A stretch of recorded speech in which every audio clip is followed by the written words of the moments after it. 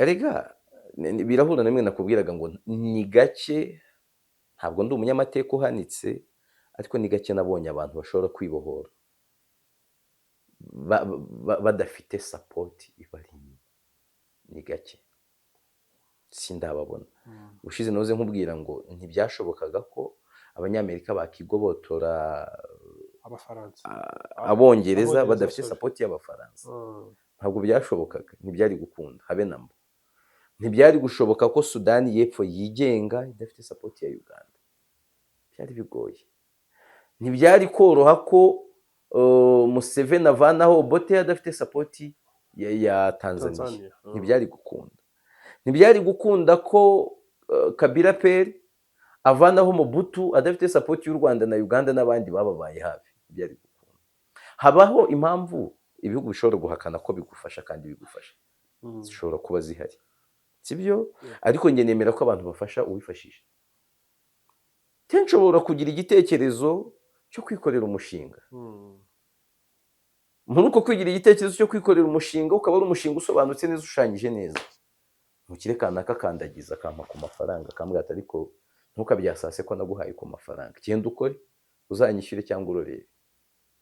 Ibyo njye naganiriye nawe bikaba biri aho, bajya bamugata ariko kugendana tujya tubona Yves muganira kenshi mu gishoro cye narimo yabatereka reka ejo namara gutera imbere kuko naturana margins duhuje companies zacu, kuko noneho twatangiye kunganya umubyimba kandi abanganya umubyimba barogana, yego ikagenda bityo. Ndibuka nimba mbyibuka neza, hari ikiganiro perezida w'u Rwanda yagiranye na Mario Nawfal kumubaza ibyo bintu, banza Mario yaramubazaga akurikije ibyo perezida Kagame yasubije Larry Madowo wa CNN, kabwata ariko uburyo usubiza kuba u Rwanda rufashe M23 bitera urujijo kurenza ko abantu basobanukirwa, abantu ntibamenye niba ruyifasha cyangwa rutayifasha. Perezida aramubwira ngo turamutse tuvuze ko u Rwanda rufasha M23, abantu bashobora kwita gusa kuri icyo, ntibite ku kirwanira, ntibarebe ikibazo uko kingana.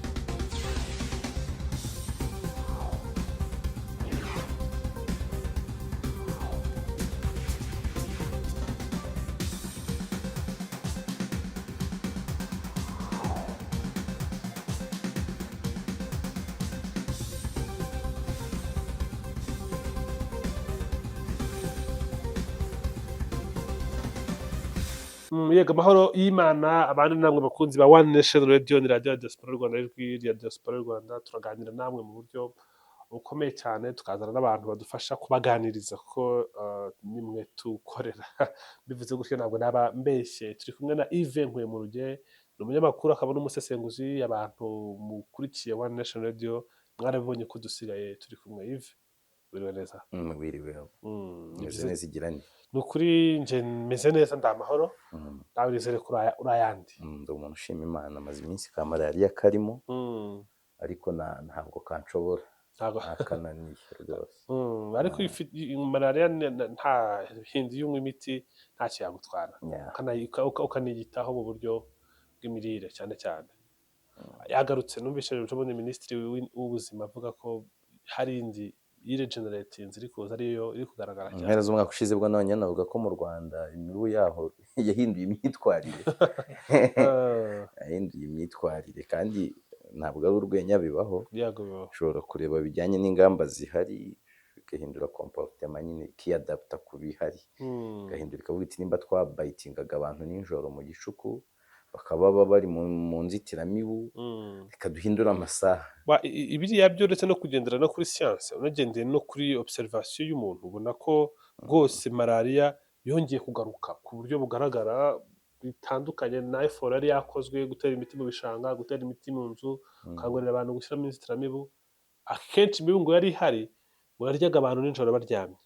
Noneho iyo uri kuvuga yiregeneratinze, yanakurya n'ubu ngubu ukarwara malariya. Bivuze ngo ntabwo bikiri gutegereza ngo umubu ukurire mu nzu n'ahandi. Even ni byiza rero kuganira nawe, ntabwo turi butinde kuri malariya, tuba dufite amakuru menshi yo kuganira ku bijyanye n'ibihari muri Misiri kwibanda cyane muri Repubulika ya Demokarasi ya Kongo. Hari ibibazo bihari by'amakuru ahari ku rugamba, hari ibivugwa mu nzego zitandukanye, yaba umutwe wa M23 wa AFC, yaba leta ya Kongo ndetse n'u Rwanda n'igihugu kivugwa cyane muri aya makimbirane, aho leta ya Repubulika ya Demokarasi ya Kongo ndetse n'ibindi bihugu bitandukanye birushinja kuba rufasha umutwe wa M23 kubera inyungu zabo, mu gihe abandi bavuga ko baharanira uburenganzira bwabo. Kuri ubu ngubu duherukana hari agahenge kasinywe, batangiye kuvuga ngo bagiye kugabanya kurwana, ariko tubona n'andi makuru agaruka ibindi byerekana ko M23 itasubiye inyuma kubera ko position za FARDC ziragenda. Ejo bundi nibwo twumvise bose bashinjanya kwica agahenge. FARDC na Wazalendo batatse position za M23 Walikale, nyuma gato twumva na M23 bavuga ko hari aho yatatse aka gahenge. Kuba hatangiye kuza aya makuru yo kuvuga ngo gashobora kuba kagiye gupfa mu gihe abantu bari batangiye kugira icyizere. M23 irwana ivuga ko iki kibazo kizakemurwa n'intambara, bakwiye kuganira n'abakongomani, n'inama ya SADC yemeza ko bagomba kuganira. None agahenge kaje, ibiganiro byari bigiye gutangira. Twumvise M23 idoha muri Qatar, twumvise Tshisekedi na His Excellency Paul Kagame bari idoha muri Qatar. Abantu bavuga bati noneho bya bindi byashatswe kera birabonetse, none agahenge gatangiye gupfa. Ninde muri aba babiri mu mpande zirwana wakungukira mu kuba agahenge kapfa? Bose icyo kibazo kirakomeye. Kungukira mu kuba agahenge kapfa byajyana no kumenya ngo hagamijwe iki. Bijyanye n'amavanse M23 ifite kuba igenda yigarurira ahantu hatandukanye, igihe baba bo bafite gahunda yo kurushaho kwigarurira ahantu like kugera i Kinshasa. Byanavuzwe ko biri mu byo babwiye umuyobozi wa Qatar, w'ikirenga wa Qatar, ko bo rwose batari konesa ubutegetsi bwa Tshisekedi. Bababwiraga ati nimworoshye umuriro, mugabanye gato, basi ndangiza ino manda, ndava ku izima ibyo kuvugurura itegeko nshinga mbireke, noneho basi njye nsoza ino manda, ibyo mushaka muzabivugane n'usigaye. Yego. Bakamubwira ati oya, kugeza 2028 ni kera, uri umuyobozi udakurikije amategeko, icyo tugusaba ahubwo egura. Ukwihangana kwacu ko kwatsa kose ntikwarenze uyu mwaka wa 2025. Umuntu abirebye muri iyo ndorerwamo yo kuvuga ngo M23 ikeneye kwa avance ikagera i Kinshasa ikavana ubutegetsi bwa Tshisekedi, wavuga ko ariyo ifite inyungu cyane mu kwica agahenge, kuko ku rubuga rw'imirwano ho yarahiriwe, ifata ibice bitandukanye. Ifite Goma bafashe mu mpera z'ukwezi kwa mbere, tariki 27, mu mirwano yabaye tariki 26 na 7 n'umunani. Urebye dushatse kuvuga ngo naho biragoye kwemeza neza ngo bayifashe ryari mu buryo bwuzuye, ariko n'ibyo bihe by'imirwano ya Goma nyuma yaho hahise haza ituzwa nako ihafite ni control. Sevarante mu kwezi kwa kabiri yasanze bafite Bukavu. Iyo urebye na Walikale barayifite.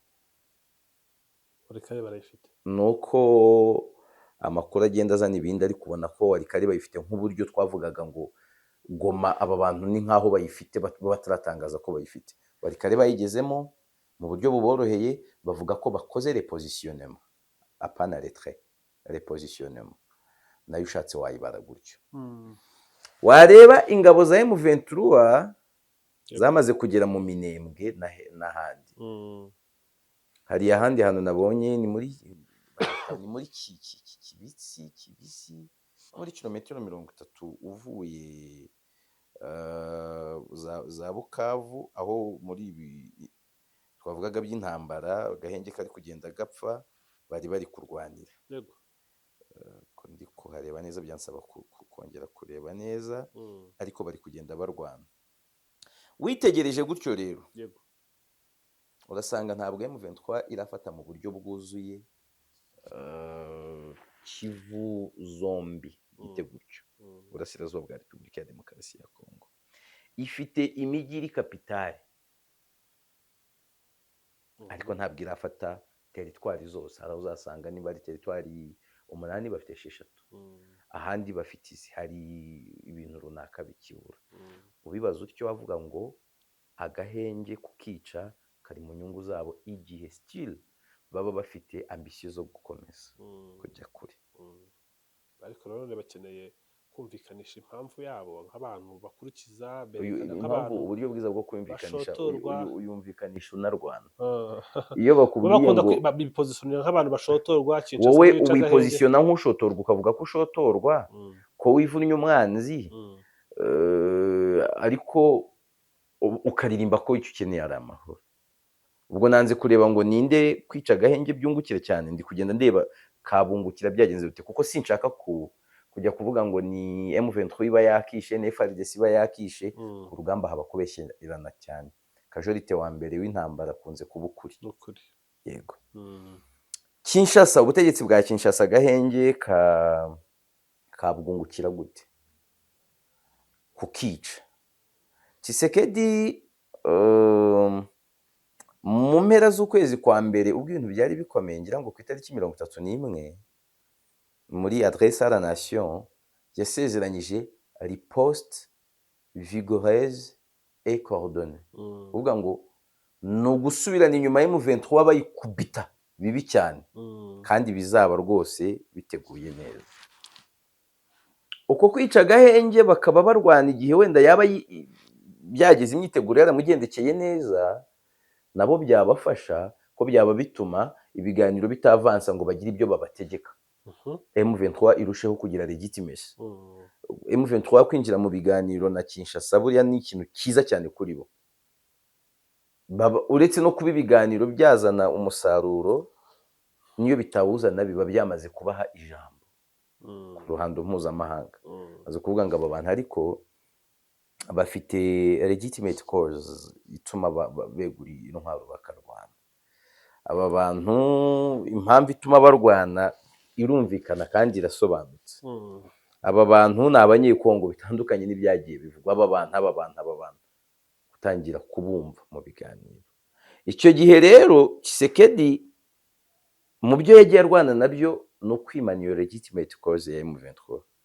Kabita aba bantu ni ibyihebe, terrorist. Abakurikiye ibyo yatangarije mu nama y'Iminich y'umutekano iheruka mu mpera z'ukwezi kwa kabiri barabyibuka, bakurikiye ijambo rye hariya. Mu gihe abandi bari Addis Ababa muri Ethiopia. Yego. Aba bantu ni coquille vide spiritif y'u Rwanda. M23 ntabwo bikunda. Bakaba ibyihebe, bakaba coquille vide y'u Rwanda, bakaba ibindi operation zitandukanye. Kujya ku meza rero akaganira nabo, bimwe yabise byose burya biba bitangiye gupfa. Kuba yakica agahenge karatuma noneho gashobora gutuma bya biganiro bidakomeza igihe yaba afite gahunda yo kubatsinda mu buryo bw'intambara. Aka gahenge niho ubonavugaga ko bigoye kumenya ngo muri bo ninde kungukira, tutazi ngo ninde uri kukica mu buryo bweruye, ariko umuhombyi we turamuzi. Umuturage usanzwe wa Kongo warabihombera mu gupfa kwa gahenge. Ko ibindi bikinwa politike zo ku rwego rwo hejuru, iryo hangana ni gake byungura umuturage uri kurasirwa hejuru. Ibyo bintu biri kugenda ibibombe bica hejuru, ahunga, apfa, abana be bicwa, abo bo barahomba. Tukabwira no ko Tshisekedi we ku ruhande rwe babaye ari bo bakica, nabo byaba birimo indi mibare, kuko nko muri no minsi hari ibyo batangiye gukora birimo ibitero bagiye bagaba kuri M23 situ muri Warikare n'ahandi, bivugwa ko bafashijwe n'Ababirigi, ndetse ko bamwe mu Babirigi batangiye no kuhasiga ubuzima. Ashobora kuba yaratangiye kwizera ayo maboko rero. Aho niho kavuga ati mfite Ababirigi, mfite abandi bimeze gutya nabwo. Wenda ntabwo niba kubaza ngo kuri kw'ibi bintu turasesengura mugani wa Karegeya turatera imetero, kuko twabonye ibyo Maxime Prévost yanditse kuri Twitter kuri X asobanura ku bijyanye n'icyamakuru, ari kuvuga ko hari boots on the ground, abasirikare hafi 500 muri Repubulika ya Demokarasi ya Kongo mu ngendo bari bakoze bava Bruxelles baza Kinshasa bakomeza bagana Kindu, ubwo bava Kindu bagana kurenforsa Warikare kubera inyungu ziri muri Kindu z'Ababirigi. Twanabyumvise n'amakuru yavugaga ko hashobora kuba hari ubufasha runaka Ububiligi bwahaye Kongo n'Uburundi kugira ngo bitere u Rwanda. Ibyo wari ukomojeho byo ni ingingo ngari, ni ingingo nayo kukubazaho kuri ibi ngibi mu busesenguzi muravuga iki kuba hari boots on the ground ku butaka muri Repubulika ya Demokarasi ya Kongo by'Ababiligi. Ababiligi ni abantu ki bafite igisirikare ki kuba baba bari muri iyi ntambara no mu buryo bwo kurwana byahindura iki, byafasha iki Repubulika ya Demokarasi ya Kongo? Numvise bavuga bati abazungu twarababonye muri iyi ntambara, ariko abazungu baje ntabwo ari Belgian Special Forces cyangwa Belgian Air Force, haje abacancuro basanzwe. Tugire cyane muri iki cyo kuba hari boots on the ground, hashobora kuba hari abasirikare muri Repubulika ya Demokarasi ya Kongo b'Ububiligi noneho bari kurwana nabo ubwabo, byahindura gute iyi ntambara? Ibi bihugu bisa nk'aho ari byo mu burengerazuba bw'isi wavuga ko biteye imbere cyangwa byenda gutera imbere nko ku rwego rw'Ububiligi, ntabwo ari ibihugu byoroshye gutyo gusa, ko umuyobozi ku mpamvu za politike yohereza Belgian troops mu buryo bweruye, twohereje batayo imwe cyangwa ebyiri bajye kurwana muri Kongo. Biragoye, ntabwo bapfa kubikora gutyo. Iyo havugwa abo bashobora kohereza abantu bake bakabaha indi etikete, bakavuga ati aba bantu ni inzobere zije gutanga imyitozo ya gisirikare, ariko mu buryo bw'igisirikare bakaba bafite ibindi bintu biri ki cyangwa strategic bashobora kuza gukora bafashije FARDC. Kimwe mu bintu twabonye FARDC muri ibi bihe by'ubutegetsi bwa Tshisekedi yagerageje kubekipa n'ibikoresho twavuga ngo biteye imbere.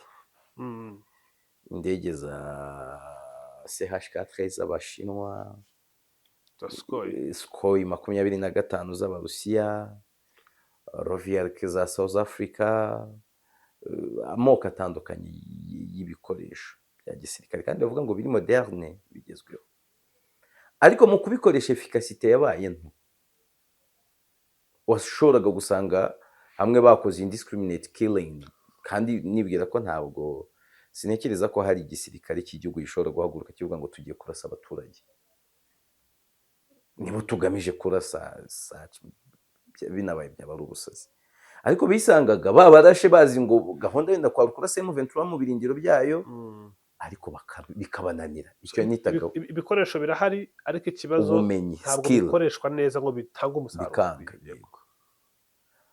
Mu buryo bumwe ntekereza ko nk'izo nzobere z'Ababiligi zishobora kubafasha nko gukorodona ibitero, gukoresha intwaro runaka bazanye, kuko twibutse abantu mu minsi yashize hanavuzwe ko Ababiligi bari gufasha Tshisekedi kubona drones 100 zivuye muri Union Européenne.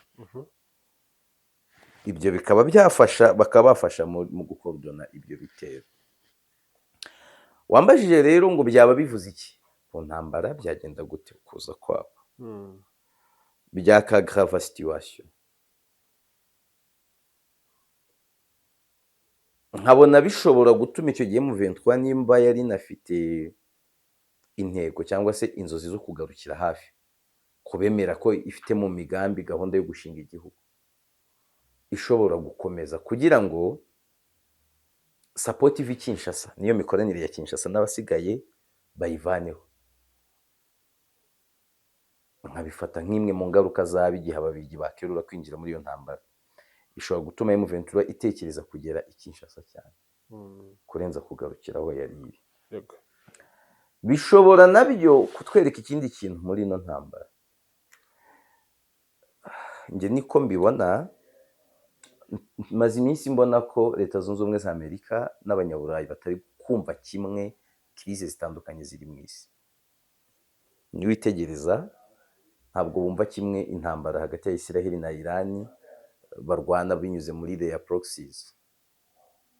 Niwitegereza ntabwo bumva kimwe ibijyanye n'intambara ya Ukraine n'uburyo yarangiramo, ndetse yo bavuga ko ibahanganisha mu buryo bweruye cyangwa se mu buryo budaca ku ruhande.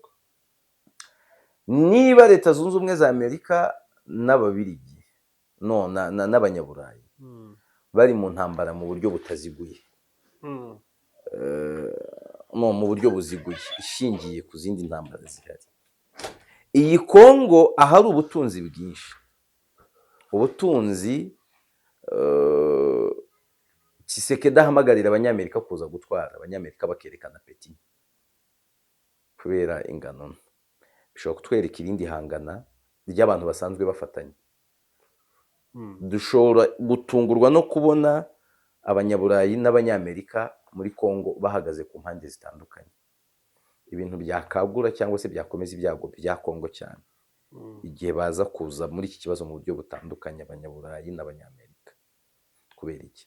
Hasanzwe Ubushinwa buhafite amasezerano ari legitimate. Ubushinwa bwiba amabuye ya Kongo ariko binyuze mu mategeko. Bazakubwira ko niba iriya kobalite tuvuga ngo bafite 70% yayo, ntabwo ari yo gusa, ngo Abashinwa bafite hagati ya 12 na 20% by'amabuye ya Kongo, amakontara yo kuyicukurira rwose nta nkurikizi. Igihe rero byaba birangiye, abanyamerika nabo Tshisekedi ari guhamagarira kuza, bakaba batari kumvikana kuri uko kuza, noneho ababirigi ndababona nka Union Européenne, simbabona nka bonyine, bakajya ku ruhande rwa Tshisekedi, Amerika ishobora guhita yihitiramo uruhande rwa M23 mu bundi buryo.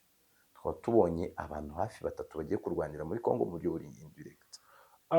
Kuri icyo ngicyo Amerika kuba yafata uruhande rwa M23 bivuze iki? Boots on the ground cyangwa ibikoresho, cyangwa gukora endorsement na lobbying aho bavugira? Ntabwo Amerika ari ngombwa ko yohereza ingabo kukurwanirira, ntabwo ari ngombwa. Ishobora no kwitambika ibihano ushaka kuguhana, ishobora kugufasha mu buryo bwa diplomasi. America means something huge. Ishobora kwitambika ibihano, ishobora kugufasha mu bubanyi n'amahanga, ishobora kugufasha izo lobbying, ishobora kugufasha kwemerwa n'amategeko, ishobora kugufasha ibintu byinshi, kandi ntabwo ari ubwa mbere ibi byaba bigiye kuba. Ishobora kugufasha mu butasi, mu makuru y'ubutasi batazakubeshya ibi bihugu byacu. CIA irabijagajaga ibihugu bya Afurika, baba bafite amakuru menshi cyane. Nuko muri Afurika hatangiye kuza ibihugu bifite akagufa, bifite counter intelligence systems zihumeka neza, ariko CIA bijagajaga. Yabafasha ku butasi, yabafasha mu kubrokaringa deals, yabafasha kudateza icyugazi. Ufite CIA mu kuboko kwawe, ufitemo byinshi. Erega buriya ni Amerika. Tumenye ngo ibyo byinshi biba ari biki. Ariko support y'intwaro se gushaka kwayo kugana gute? Kuba baguha intwaro, si ngombwa ko baguha intwaro mu buryo buri direct nka Amerika. Bashobora no kuziguha binyuze mu wundi mwambari. Reka nk'urugero, yego, Kenya ku butegetsi bwa Biden, mu mpera z'ubutegetsi bwe, Kenya yasinyanye amasezerano na Amerika yuko ibaye na NATO ally, kibaye umwambari wa Amerika utava muri OTAN. Kimwe mu byo ibenefisia mu kuba umwambari wa Amerika utari muri OTAN, harimo no guhabwa intwaro ziri ku kigero kimwe n'iz'ibihugu byo muri OTAN. Amerika ishobora gushaka gufasha M23, igaha Kenya intwaro, kabwira iti mukore gutya, mugire mutya. Amerika ishobora gushaka gufasha M23, igaha intwaro Pologne, kabwira Pologne itariko muzarebe niba hariya mu karere hari ahantu mwazinyuza zikagera kuri M23 neza. Amerika ishobora gushaka gufasha M23 ikabinyuza kuri black market. Iyi black market ntabwo ibicuruzwaho intwaro zitari iz'abanyamerika. Nibishoboka uzarebe izahawe Zelensky na Ukraine ngo ni zingahe, cyangwa ni ingano y'intwaro zingana iki zagaragaye kuri black market. M23 ni inyeshyamba sofa, kandi inyeshyamba tuzi ko zigura intwaro cyane rwose. Zizigura n'ibihugu bimwe na bimwe bitabanye neza n'ubutegetsi bahanganye, zizigura mu butegetsi mu gisirikare bahanganye iyo kiri corrupt, ahandi bagaba ibitero bakazishimuta, izindi bazigura kuri black market. Yego, nko mu buryo buri legitimate, ntabwo inyeshyamba zakoroherwa kugura intwaro. Uburyo bwo kuba bahaye M23 intwaro ni bwinshi cyane, atugendeye kandi batazakubeshya M23 nk'inyeshyamba. Ntabwo M23 ishobora gukomera gutya nta gihugu na kimwe kiyifasha. Buriya amateka ni ikintu cyiza, nka buri bashije kurema Repubulika ya Kivu nk'uko bivugwa, nibwo bazajya kumirwa uri kureba nk'abantu bahabwa imidari bayibaniye neza.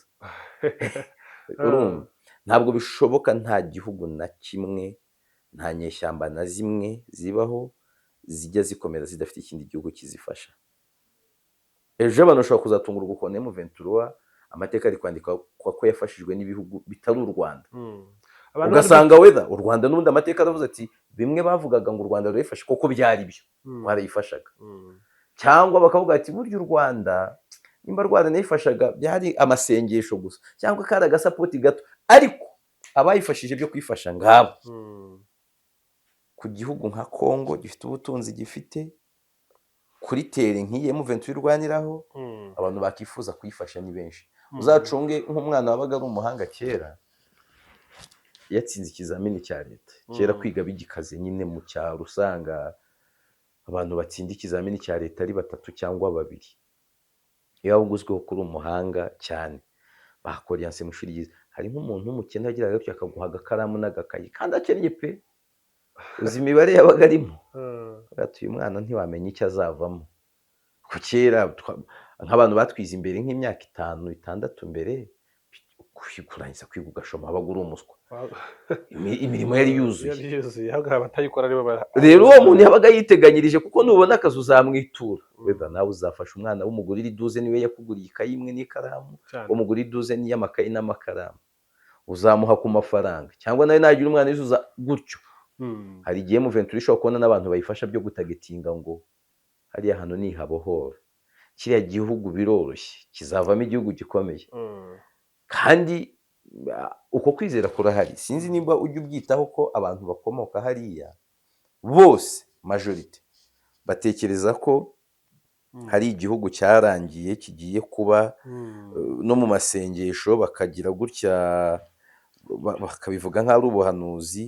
Ko reka nze nkumvishe nk'akantu mfite hano ka Paso Gitwaza, wumve kagiye hese baragasibye, umuntu aba yibikiye utulinki, wumve ikiri kuvuga kirumvikana. Iyo ugiye ujya mu egeza hano, je nabonye Minembwe, aso Minembwe, nagiye muri Tokyo, nagiye muri Japan, I went in Japan, ahitwa Narita. when called Narita, Mbona uko Narita yubatswe, I saw how Narita is built. ndagenda mu Minembwe, I went in Minembwe. ndavuga ngo mfashe Narita nyizanye Minembwe. I said I take Narita and bring it to Minembwe. Uba mabwire, Listen, mwebwe mutarapfa before you die, muzabona Minembwe. you see Minembwe. nta kintu uri kumva amahoro. Hari n'undi mperutse kubona muri Kenya, nawe ari guhanurira abantu ati turatashye, ati kandi mubyibuke mu materaniro abanza nari nabibabwiye mbere yuko hari afatwa, ndababwira ntihagiye gufatwa. Ntabwo ndi umuntu w'ubuhanuzi cyane, cyangwa se wo mu madini mo imbere cyane, ariko kureba ikiri ku mitima y'abantu. ariko ego nshobora kureba nkavuga ngo ubuhanuzi bwaba real butaba real. Abantu bashobora kuba bafite ibyiringiro runaka bazi. Faites attention, Gitwaza si umuswa, ari mu bapasitoro bake muri uru Rwanda bamize inyuguti nyinshi, wize kandi neza. Si umushonji, ni umuntu munini, bazanakubwira ko afite amakonekisiyo manini cyane. Bibe muri politike, bibe muri business, biki. Nawe ubwe nta gahinda afite mu ikofi, nta na gake. Ibi bintu byabo ubuhanuzi bitaba ubuhanuzi hari icyo biba bisobanura. Rero no mu buryo bw'ibihugu hari ibihugu bishobora kuvuga ngo no, ntabwo aya makuru Gitwaza afite ayafite wenyine. Hari ibihugu bishobora kuvuga ngo soon aha hantu harigenga. Nihigenga abantu, niko bigenda twese iyo tumaze kugira iyo twajyaga ibintu byiza dushimira abantu badufashije. Mu gushima bashobora gukuba kenshi, twakitwaza ibyo twabafashije bikaba. Uburyo bwo kubona intwaro rero kwa M23 ni bwinshi, n'izo sapoti bazibona kandi bafite ahantu hangombwa cyane. Hayibaza abantu bafite Warikare, nubwo nabonye n'ubu bari kurwaniramo na Wazalendo, bafite Warikare, bafite Rubaya, bafite wavuga ngo bafite hafi ubutaka bamaze gutwara ntabwo burimo 1/5 cya Kongo ubwo bamaze gufata. N'ubutaka bunini, ni bunini ariko ntabwo kirimo, ariko bufite nibura hejuru ya 1/2 cy'ubutunzi bwa Kongo bwo munsi y'ubutaka. Rero hari icyo bivuze. Intwaro zo kuzibona ntukabyibazeho, uzatinya inyeshyamba zifite ubwirinzi bw'ikirere, nahoze mbona Bintu Keita ari kubarega muri Loni ati bitwara nk'igisirikare cy'umwuga. ubu bafite state of art military equipment. Uzatinye inyeshyamba zambara ukabona smartness, uzatinye inyeshyamba ubona kuri parede ukabona zirahuza umujyo. Ubundi inyeshyamba bakwigisha ibyumweru 2 gusa, kwiyerekana ntabwo biba byihutirwa nko kumenya kurasa. Uzatinye izo nyeshyamba, uzatinye inyeshyamba zamaze gushyiraho imitegekere inzego za gisivile, inyeshyamba zitekereza kuzana banki. Ibyo bintu ababitekereza gutyo si abasazi rero, bavuga ko kwigenga ko hari ahantu gushoboka, ntabwo ari abasazi. aho siho bahera bavuga ko iyo disipurine uko kujya ku murongo ko kwizo nyeshyamba atari inyeshyamba ahubwo ari igisirikare cy'igihugu runaka. Erega birahura namwe nakubwiraga ngo ni gake, ntabwo ndi umunyamateka uhanitse, ariko ni gake nabonye abantu bashobora kwibohora badafite sapoti ibari inyuma. Ni gake sindababona. Ushize noze nkubwira ngo ntibyashobokaga ko abanyamerika bakigobotora Abafaransa, abongereza badafite sapoti y'abafaransa. Ntabwo byashobokaga, ntibyari gukunda habe namba. Ntibyari gushoboka ko Sudani y'Epfo yigenga idafite sapoti ya Uganda, byari bigoye. Ntibyari koroha ko Museveni avanaho Obote adafite sapoti ya Tanzania. Ntibyari gukunda. Ntibyari gukunda ko Kabila Peri avanaho Mobutu adafite sapoti y'u Rwanda na Uganda n'abandi bababaye hafi. Ntibyari gukunda. Habaho impamvu ibihugu bishobora guhakana ko bigufasha kandi bigufasha, zishobora kuba zihari, sibyo? Ariko njye nemera ko abantu bafasha uwifashije. Nshobora kugira igitekerezo cyo kwikorera umushinga. Muri uko kwigira igitekerezo cyo kwikorera umushinga, ukaba ari umushinga usobanutse neza, ushushanyije neza, ntukire kanaka kandagiza akampa ku mafaranga, akambwira ariko ntukabyasase ko naguhaye ku mafaranga, genda ukore uzanyishyure cyangwa urorere. Ibyo njye naganiriye nawe bikaba biri aho, bajya bamugata ariko uko ugendana tujya tubona Yves muganira kenshi ugiye mu gishoro cye narimo yabatireka reka ejo namara gutera imbere kuko naturana margins duhuje companies zacu, kuko noneho twatangiye kunganya umubyimba kandi abanganya umubyimba barogana. Yego, kagenda bityo. Ndibuka nimba mbyibuka neza, hari ikiganiro perezida w'u Rwanda yagiranye na Mario Nawfal kumubaza ibyo bintu. Banza Mario yaramubazaga akurikije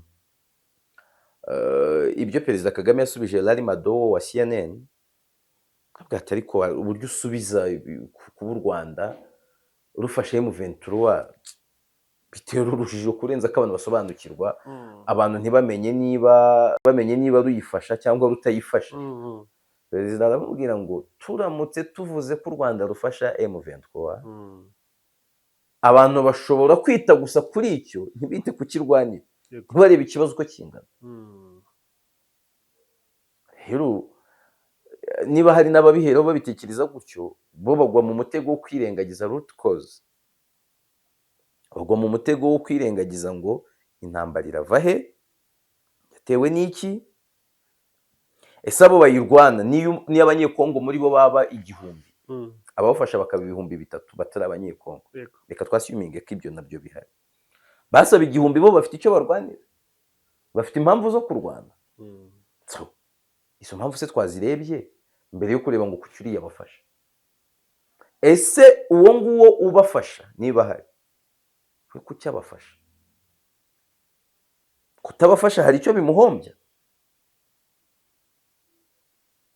Abo igihe batahaguruka ngo ntibarwane, nta ngaruka byamugiraho? Ndakubwiza ukuri, nk'ubu Rwanda njya ntekereza ko nko mu myaka ingahe, igihe ibintu byaguma uko bihagaze, focus yabo kuri security ishobora guhinduka.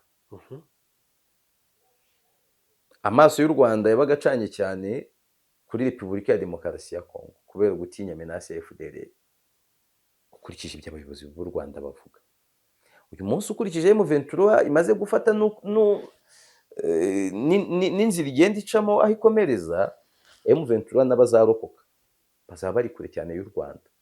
FDLR n'abazarokoka. FDLR n'abazarokoka bayo bazaba bari kure y'u Rwanda, sibyo? Icyo N'abaza- gihe u na- na- Rwanda n'abaza n'abakemfilitira umwe babiri ntabwo ari batayo cyangwa igitero cy'abantu benshi baba ntabwo byagenda nk'imbaraga bari bafite mu bihe by'intambara y'abacengezi. Yego.